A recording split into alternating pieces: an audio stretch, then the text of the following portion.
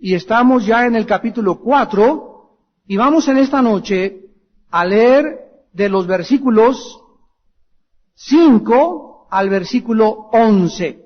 Hoy tal vez terminamos el capítulo 4 y vamos a tener como tema de nuestra conferencia a continuación los 4 seres vivientes.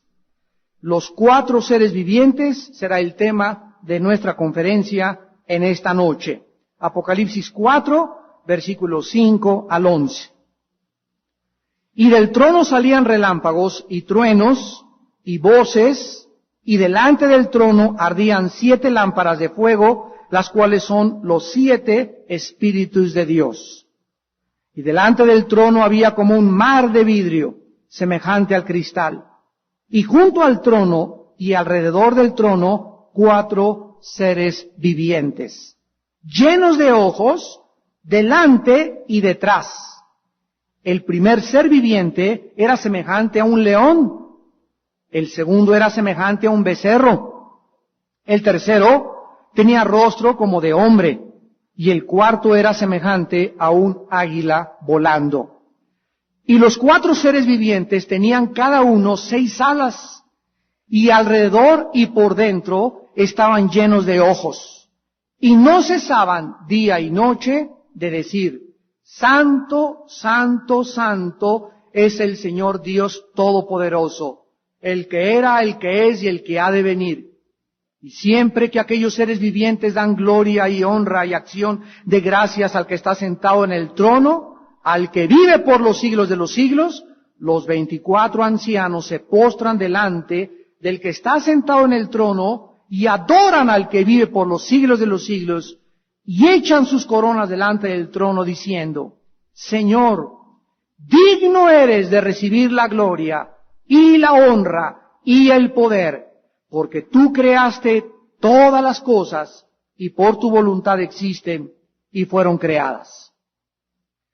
Después de que el Señor Jesucristo en el capítulo 2 y 3 de Apocalipsis le envía su último mensaje a las iglesias, a donde 5 de ellas son invitadas a arrepentirse, Juan sube al cielo, y es lógico que de aquí en adelante, desde el capítulo 4 de Apocalipsis que comenzamos a estudiar hace 2 conferencias, comencemos a ser introducidos en una dimensión desconocida para nosotros.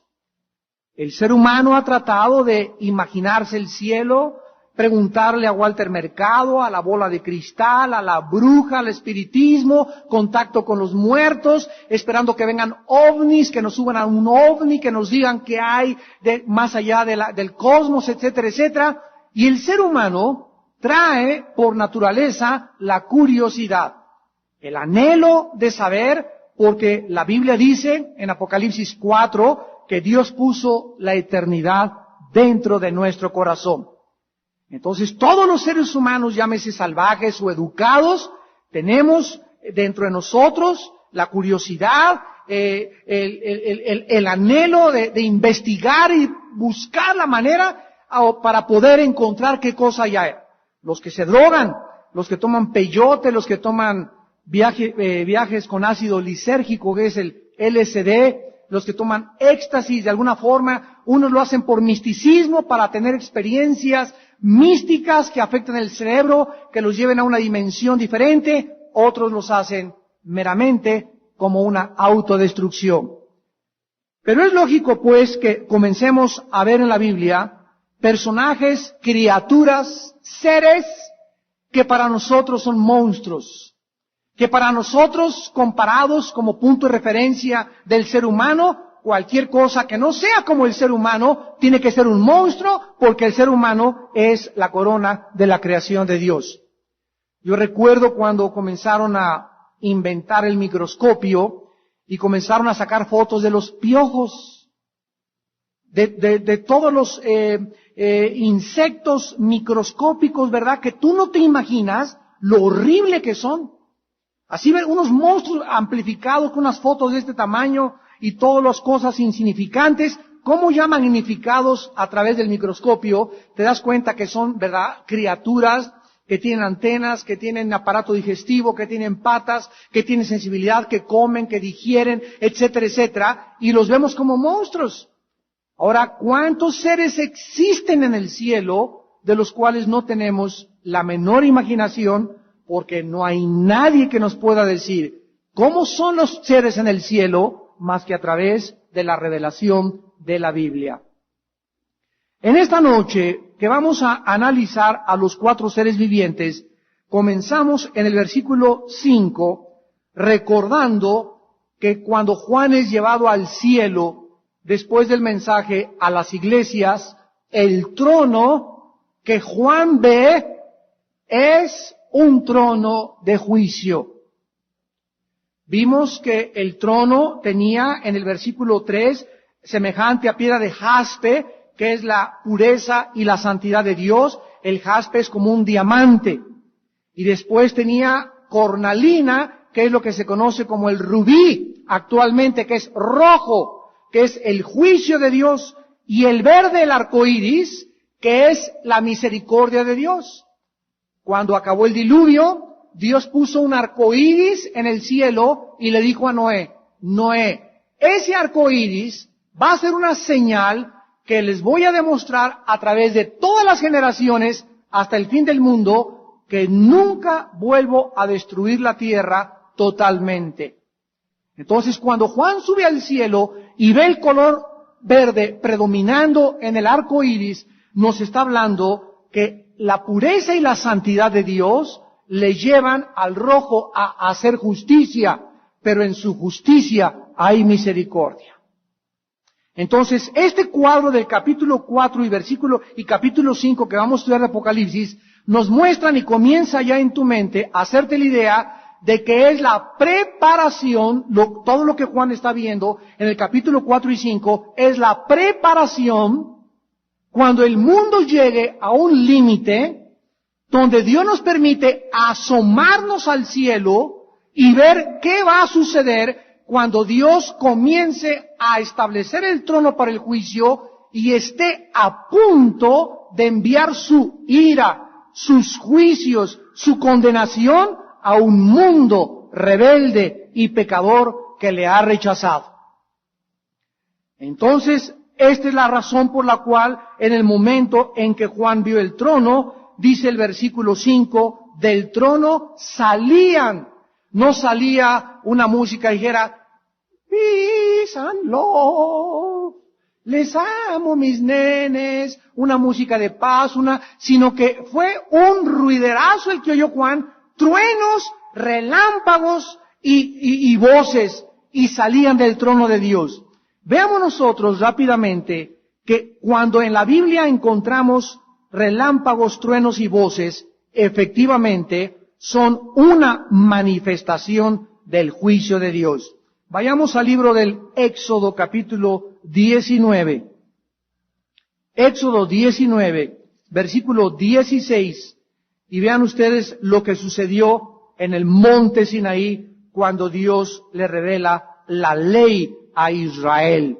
Dice Éxodo 19, 16, aconteció que al tercer día, cuando vino la mañana, vinieron, ¿qué cosa? Truenos y relámpagos y espesa nube sobre el monte y sonido de bocina muy fuerte. Y se estremeció el pueblo que estaba en el campamento. Vemos, ¿verdad? Entonces que estos juicios, regresamos a Apocalipsis y volvamos a ver esta expresión en otras partes del Apocalipsis. Vayamos ahora a Apocalipsis 8, versículo 5.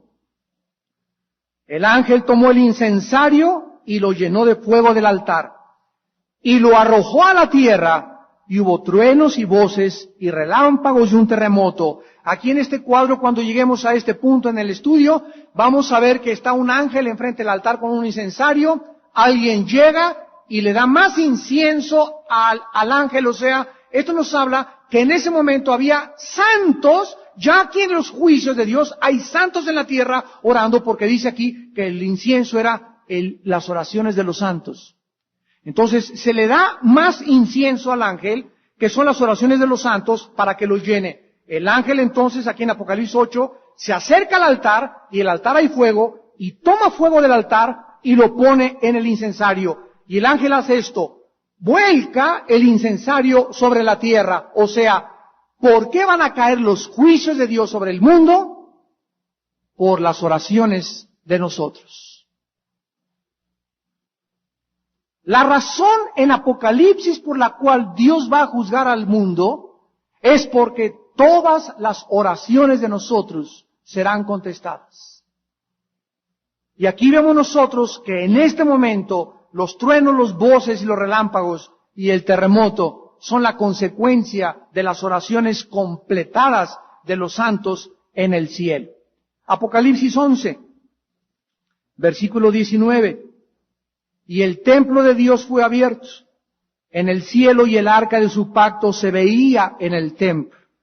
Y hubo relámpagos, voces, truenos, otra vez un terremoto y grande granizo. Aquí nos encontramos ya en la séptima trompeta del versículo 15, donde ya vemos que se lleva a cabo el juicio de Dios, acompañado de los mismos elementos, truenos, voces, relámpagos. Y Apocalipsis 16, versículo 18. Entonces hubo relámpagos y voces y truenos. Ahí vemos otra vez en la séptima copa los mismos elementos, relámpagos, voces y truenos, un gran temblor de tierra, un terremoto tan grande como no lo hubo jamás desde que los hombres han estado sobre la tierra. Ahora regresamos a Apocalipsis 4 y vemos pues que el trono de Dios está ardiendo en ira. El Dios legislador del universo está a punto de juzgar y castigar a la humanidad. Pero ahí enfrente de los truenos y las voces, enfrente del trono de Dios, 7 lámparas están ardiendo. Y la Biblia dice que estas 7 lámparas, versículo 5, Apocalipsis 4, son los 7 espíritus de Dios. Nosotros ya estudiamos estas 7 lámparas o estos 7 espíritus cuando estudiamos Apocalipsis 1:4. ¿Qué significan los 7 espíritus de Dios? Las 7 manifestaciones, los 7 atributos, el 7 es el número de la totalidad o de la perfección, que el Espíritu Santo tiene, Isaías 11, versículo 2, y que estuvieron permanentemente operando en la vida de Jesucristo. Entonces, no significa que son 7 espíritus, sino que son la representación o el simbolismo de las 7 manifestaciones del Espíritu Santo. Ahora, algo importante. Noten ustedes que les llaman lámparas, y es diferente de los candeleros. Los candeleros en la Biblia son los símbolos de ¿qué cosa? ¿Qué diferencia hay entre un candelero y una lámpara? Para nosotros, de una manera superficial, no tendría ningún significado. Pero la palabra candelero es la palabra griega luknia en el griego, que significa luz portátil. Ojo, luz portátil. ¿Qué es portátil? Que la puedes llevar a todos lados, ¿verdad? Y la lámpara, la palabra griega aquí lámpara, es la palabra lampas en el griego, que significa antorcha alimentada con aceite. Ustedes conocían las antorchas que todavía usan, que son alimentadas por el aceite y sin embargo son diferentes de las del candelero. La iglesia es un candelero. No solamente tenemos aquí el símbolo y cuánto ustedes lo han visto y no saben todavía ni siquiera qué significa.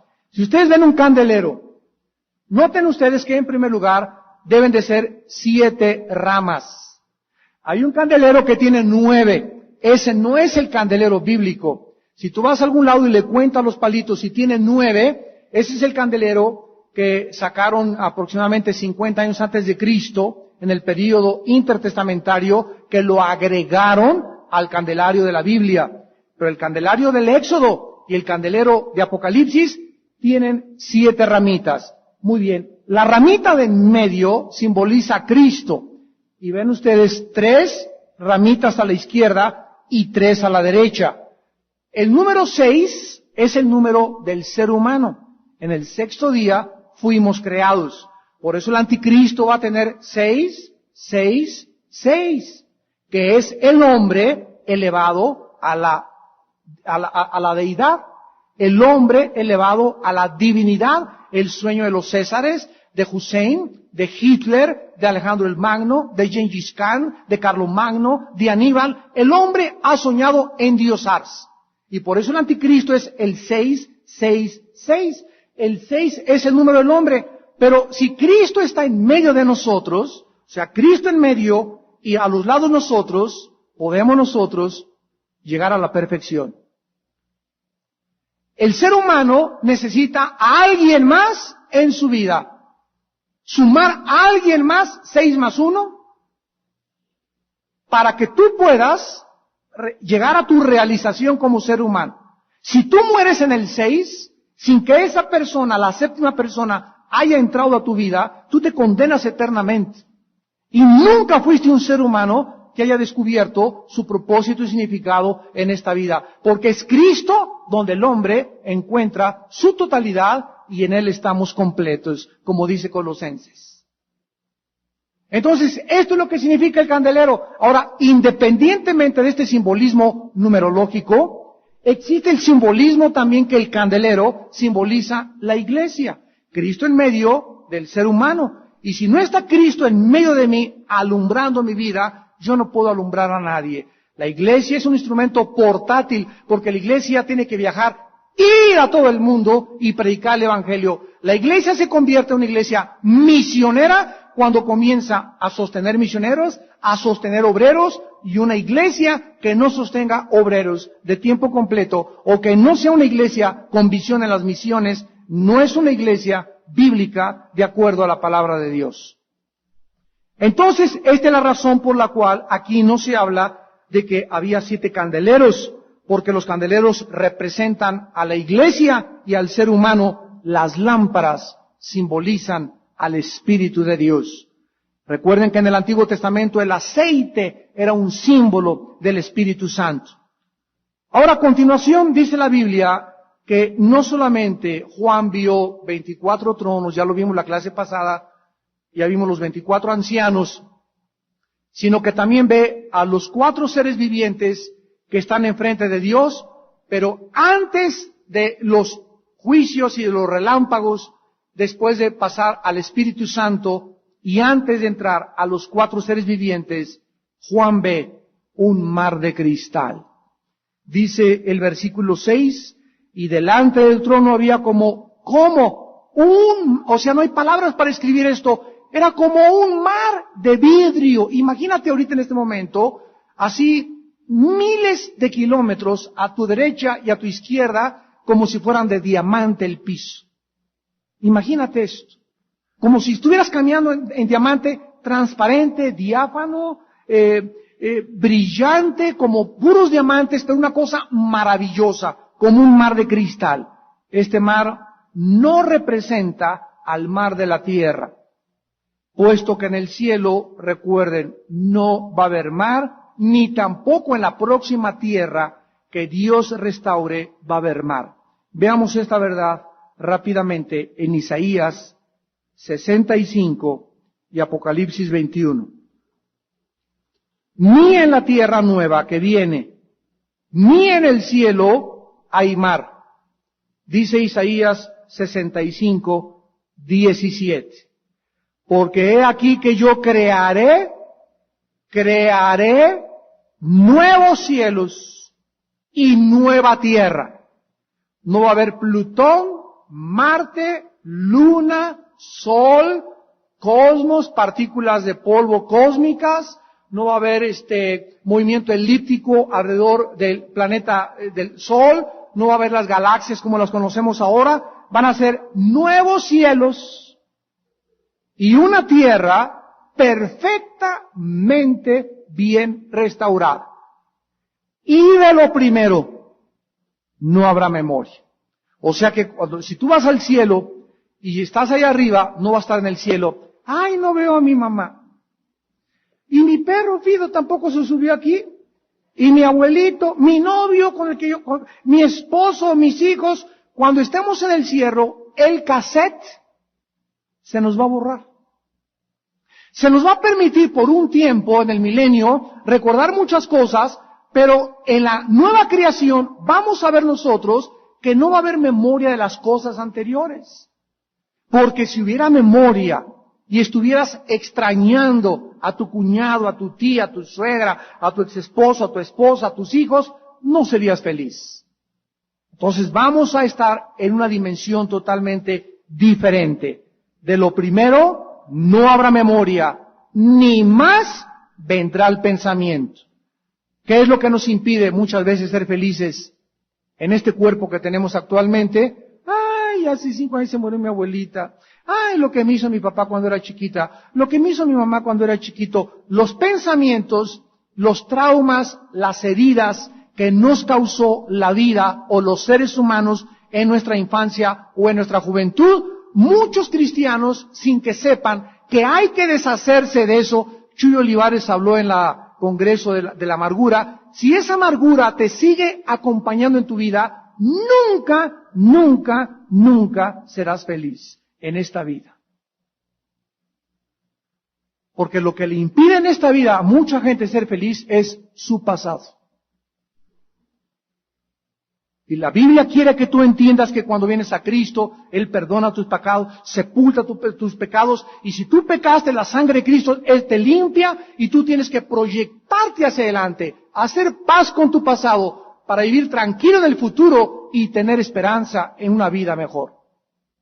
El pasado atormenta a los seres humanos. Y rápidamente en Apocalipsis 21 vemos la misma verdad que escribió Isaías, el profeta hebreo. Dice el apóstol Juan, Apocalipsis 21, vi un cielo nuevo y una tierra nueva. Juan los vio. Porque el primer cielo y la primera tierra pasaron y el mar ya no existía más. Regrésense en Apocalipsis, y antes de Apocalipsis está Judas, después está Juan y después está Segunda de Pedro. Regresen 2 libros atrás de Apocalipsis a Segunda de Pedro y veamos por qué no va a haber esta tierra ni estos cielos. Dice en Segunda de Pedro capítulo 3 lo que le va a pasar a la tierra y al cielo.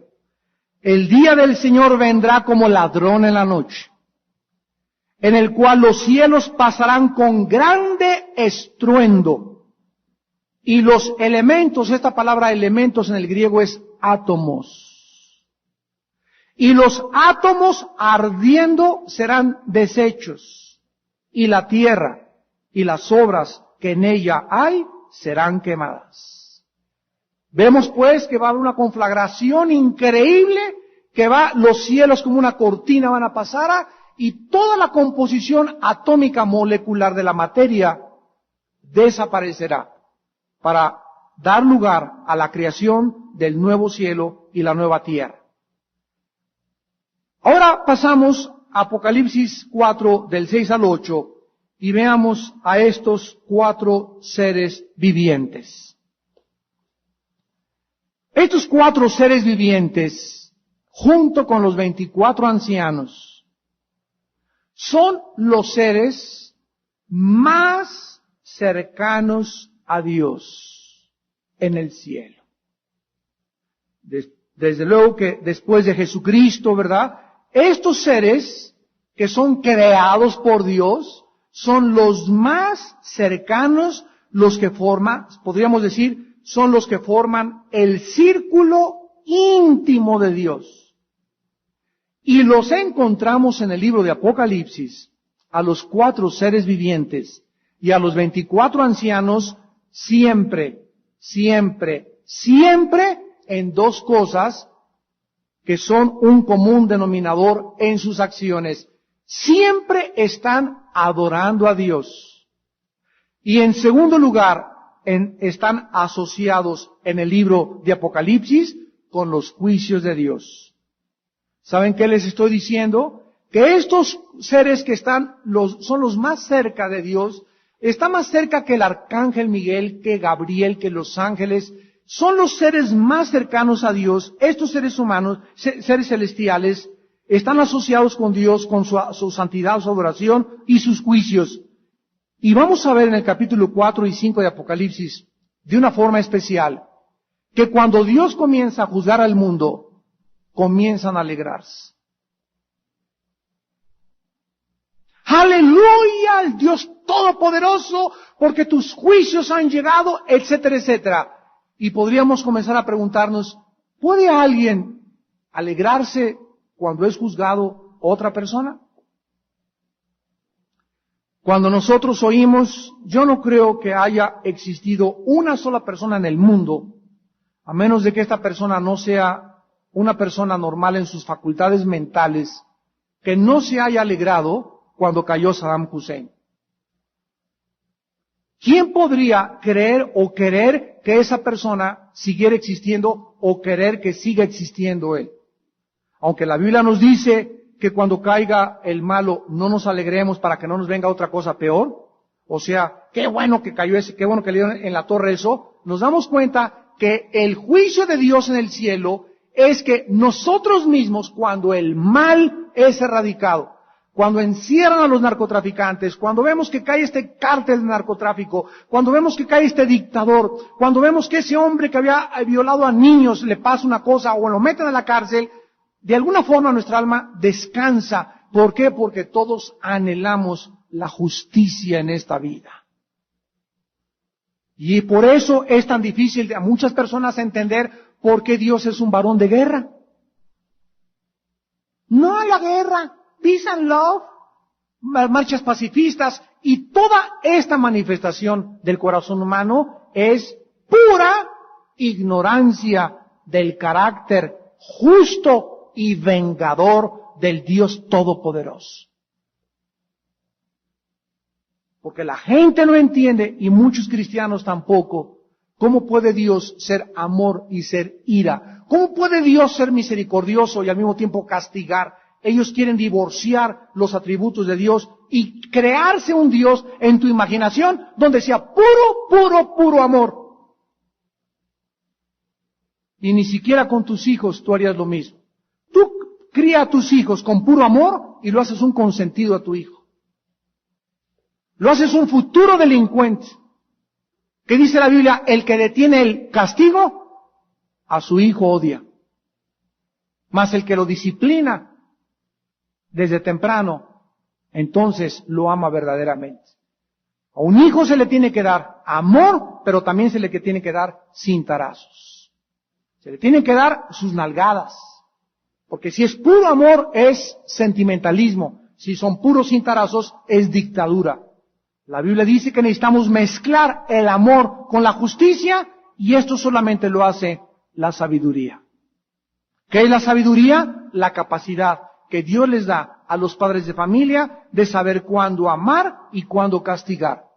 Castiga a tu hijo equivocadamente o ámalo desmedidamente y lo echas a perder. Y para eso necesitamos a Dios, porque ¿quién es suficiente para estas cosas, verdad? Bueno, pues así es Dios. Dios no puede divorciar la justicia de su amor. Si tú crees que el Dios que tú quieres tener es puro amor, te equivocas. Él va a juzgar y a castigar el mundo. Y quiero decirles, ya lo comenzó a hacer. Ahora, vamos a ver en primer lugar que esta frase, criaturas vivientes, escríbela, es la palabra griega zoon, Z-O-O-N.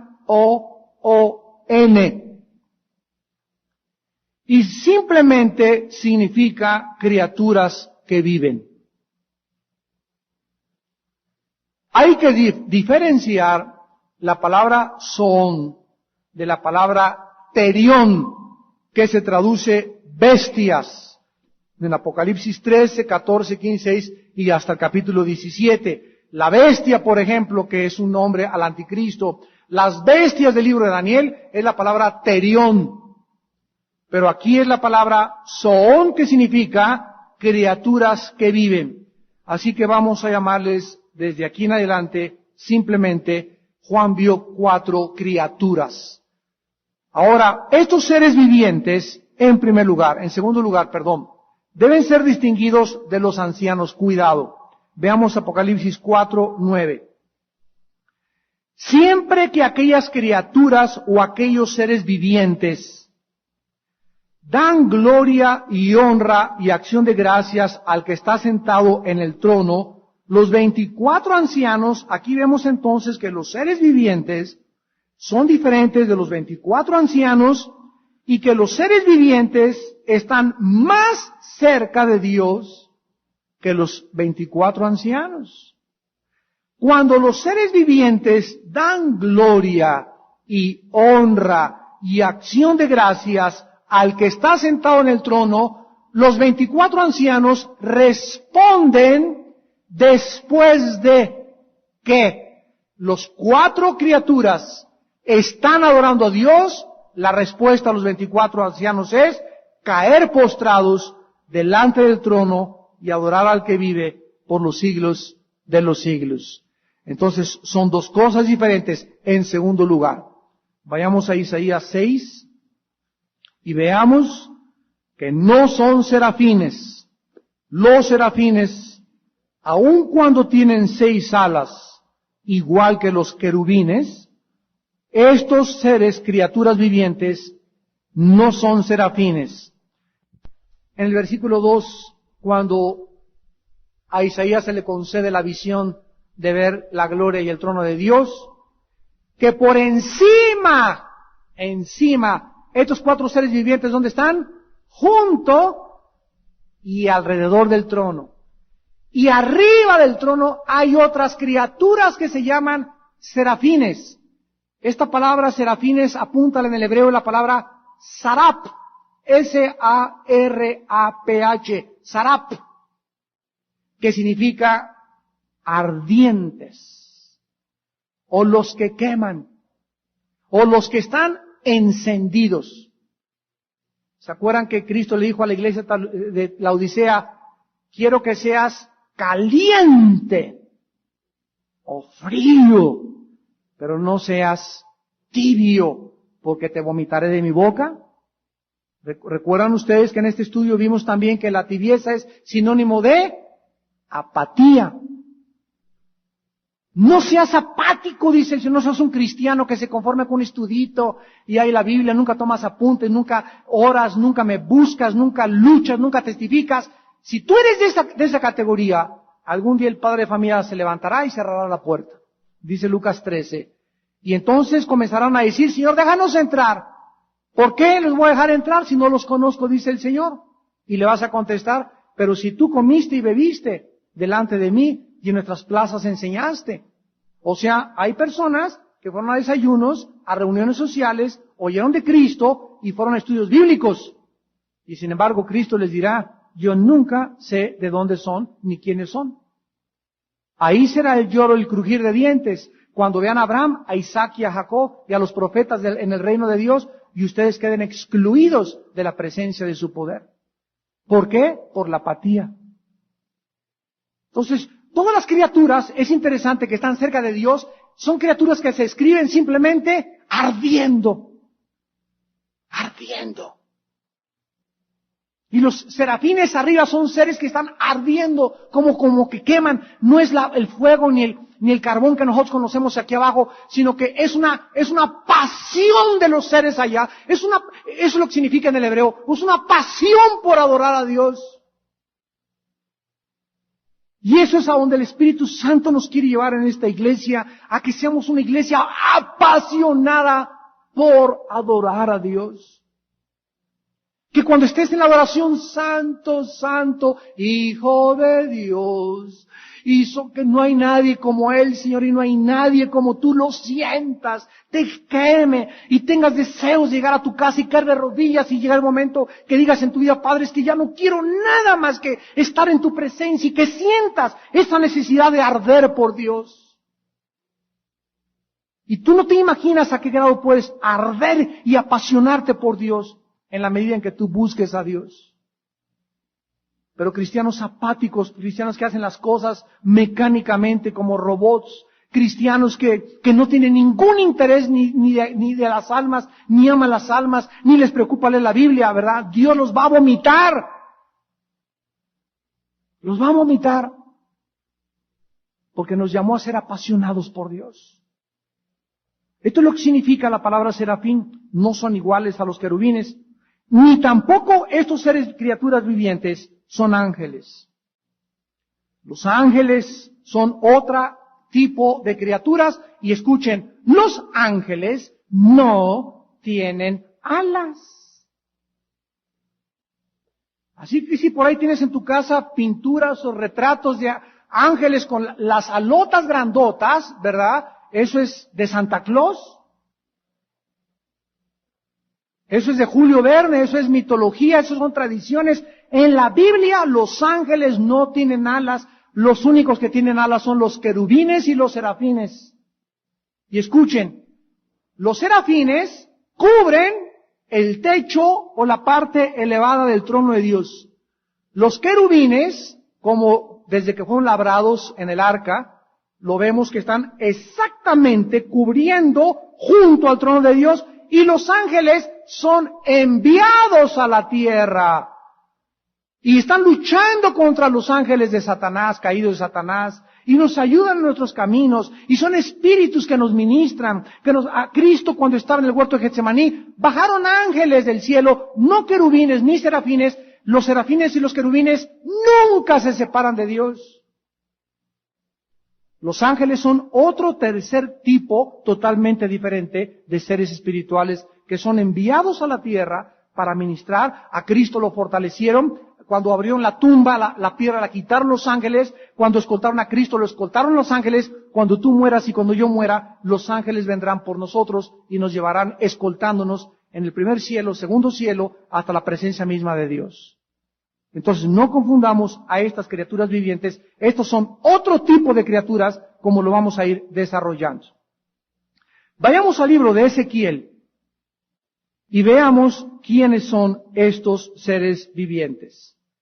Si no son serafines, ni tampoco son ángeles, ¿quiénes son? Y se van a llevar un chasco los que crean en platillos voladores. Siempre que he tenido discusiones con personas que creen en los platillos voladores, siempre sacan el chorizo de Ezequiel capítulo 1. No, es que estos son los ovnis y estos son los seres extraterrestres. Vamos a demostrar que fuman de la Golden de Acapulco. Dice Ezequiel capítulo 1, versículo 4, miré, venía del norte un viento tempestuoso, una gran nube con un fuego envolvente, alrededor de él un resplandor, y en medio del fuego algo que parecía como bronce refulgente. Y en medio de ella la figura de 4 seres vivientes, y esta era su apariencia. Había en ellos apariencia de semejanza de hombre, cada uno tenía 4 caras y 4 alas.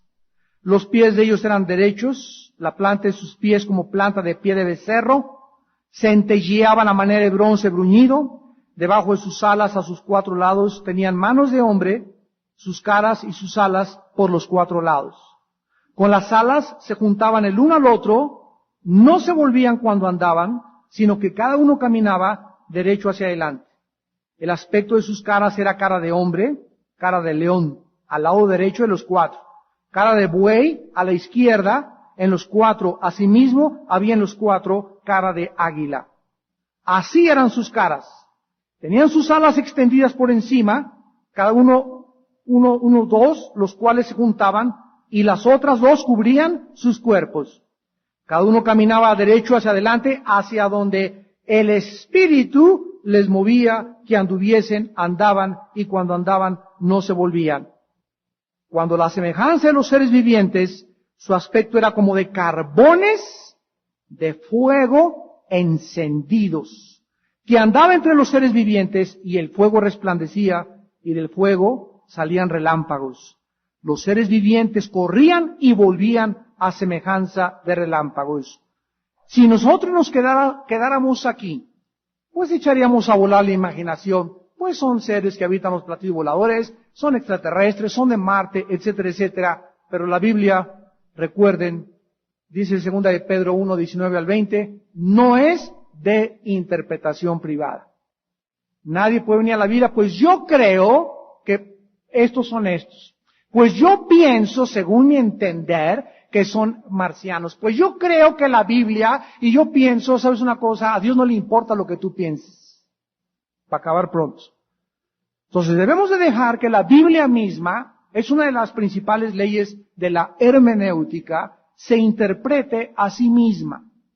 Dice el Salmo 119, la suma de tu palabra es la verdad. Entonces, ¿por qué existen las sectas? Son grupos que llegan y sacan un versículo, le dan su interpretación sin tomar en cuenta los otros 65 libros de la Biblia, porque son 66 libros de la Biblia que todos hacen una armonía y todos absolutamente forman la unidad sobrenatural inspirada por Dios. Vayamos al capítulo 10 de Ezequiel y veamos quiénes son. A ver si son tus parientes o el chamuco que se te apareció anoche y que te dijo que era Juan Diego. En Ezequiel capítulo 10, versículo 15 y versículo 20, el mismo profeta escribe, y se levantaron los querubines, este es el ser viviente que vi en el río Quebar. Lo que acabamos de leer sucedió en el río Quebar.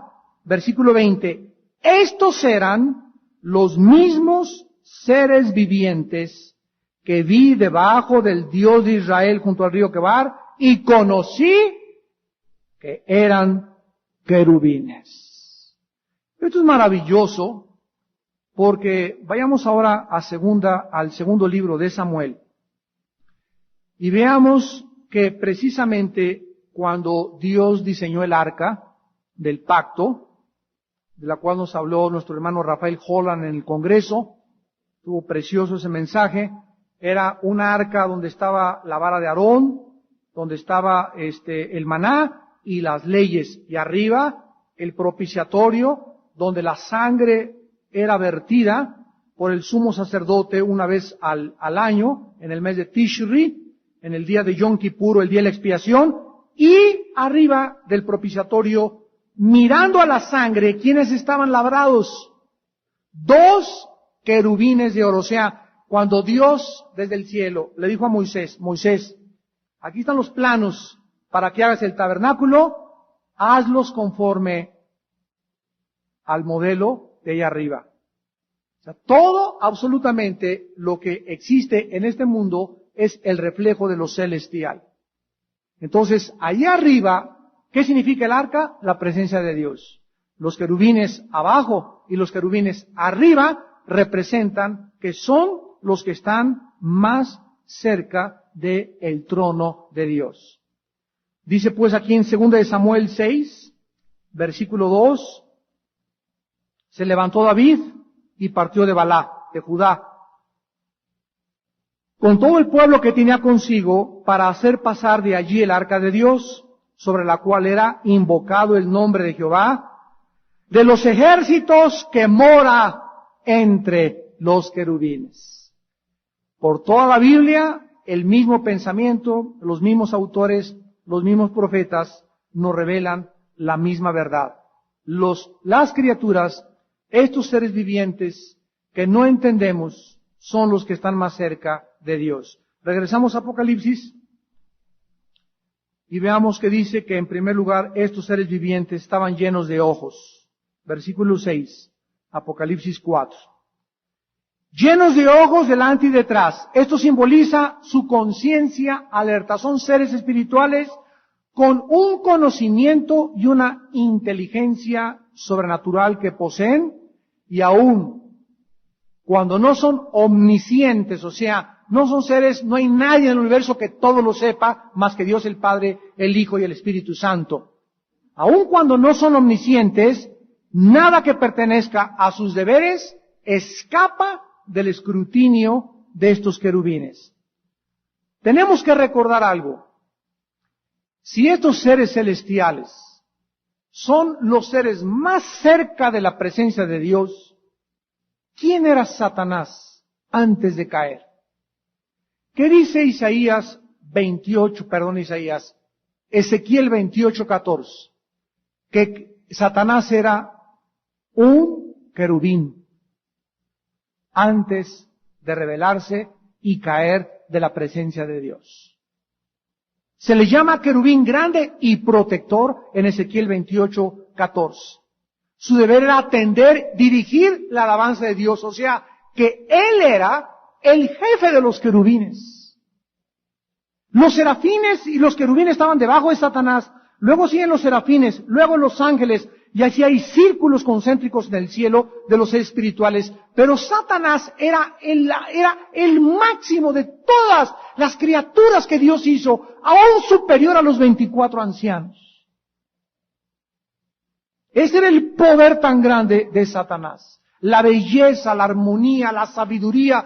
Dice Ezequiel que nadie fue creado como Satanás, como se le llamaba Lucifer, o Luzbel, que significa el que brilla. Satanás era una antorcha resplandeciente en el cielo antes de caer. ¿De qué nos habla esto? ¿Cuál es nuestra advertencia para nosotros en esta noche? Que no importa cuán cerca vivas de Dios, ten cuidado. Si piensas que estás firme, puedes caer. Hay un ser que estuvo más cerca de Dios que cualquier otro ser, y es un ser condenado al lago de fuego. Si tú piensas que porque ya eres amigo de Dios y ya eres predicador y eres pastor y ya vas camino al cielo, ten cuidado. A Sansón le pasó lo mismo y comenzó a ver otras muchachas y el espíritu le abandonó. Ten cuidado porque a Saúl le pasó lo mismo y acabó en la adivinación y en la brujería. Ten cuidado porque Saúl acabó vendiendo su salvación por un miserable, mugroso, sudoroso, polvoroso plato de lentejas. Y ese plato de lentejas puede ser tu novio, que vendas todo lo que Cristo te da por ese mugroso, sudoroso, polvoroso, roto quintopatiero. O por ese negocio, o por esa ambición, o por ese poder, o por ese dinero, por ese coche. Hay tantas cosas que nos pueden alejar de la presencia de Dios. Sin que nos demos cuenta, acabaremos lejos del trono de Dios.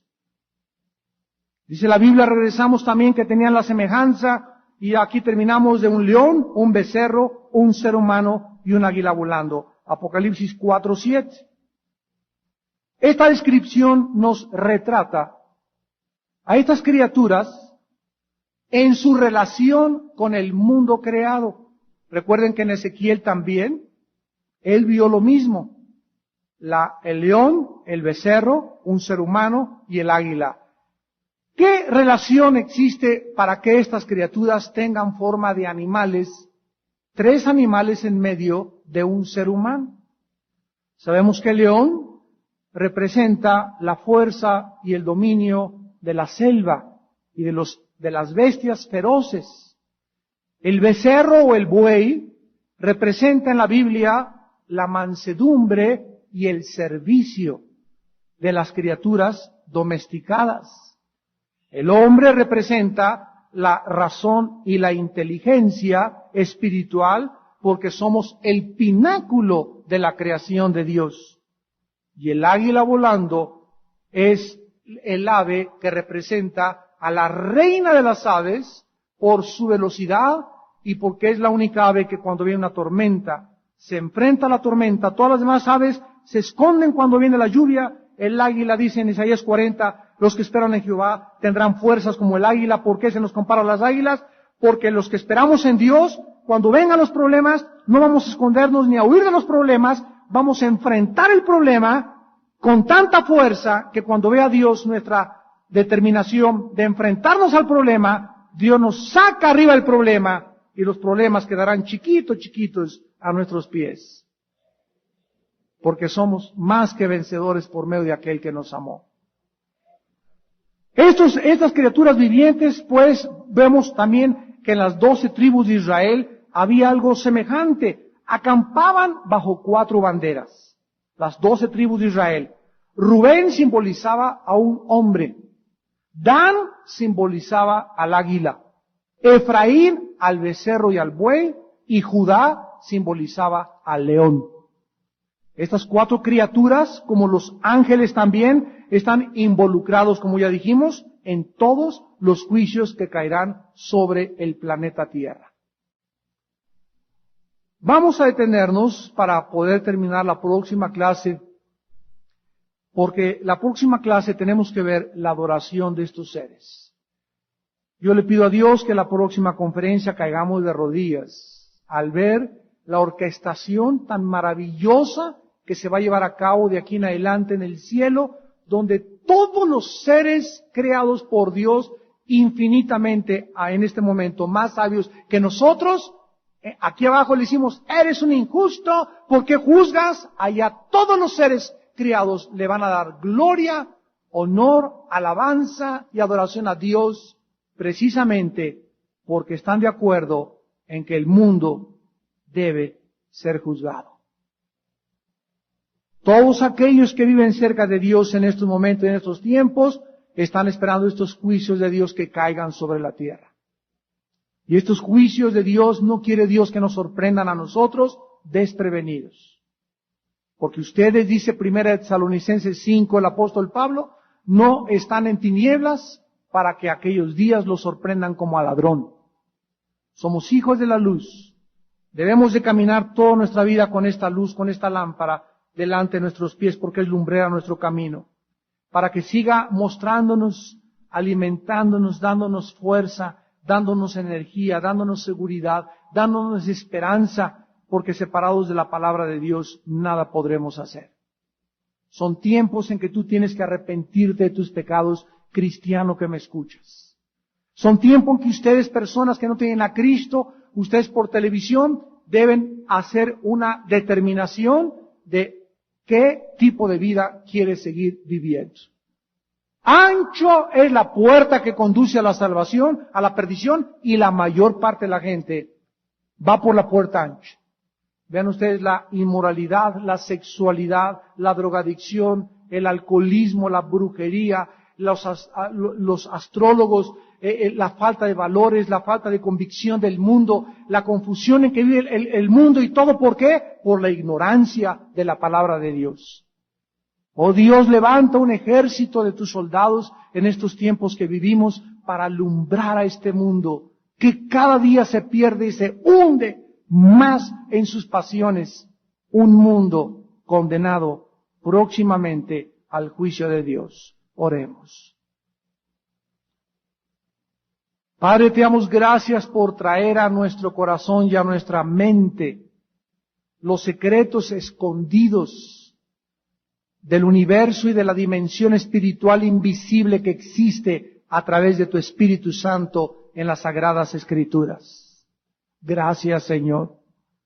Gracias, Señor, porque ya no tenemos que andar buscando bolas de cristal, ni brujos, ni que nos lean la mano, ni astrología, porque todos los secretos de la sabiduría y del conocimiento se encuentran en la Biblia. Gracias por el Espíritu que nos revela tus verdades, Señor. Gracias por tu Hijo Jesucristo, que murió en una cruz crucificado para dar su vida por nosotros y decirnos cuánto nos amas, cuánto nos amas. Porque de tal manera nos amó Dios que la razón por la cual murió en la cruz era para que supiéramos cuánto nos ama. De tal manera nos amó Dios que nos dio. La consecuencia del amor de Dios es el sacrificio de su Hijo.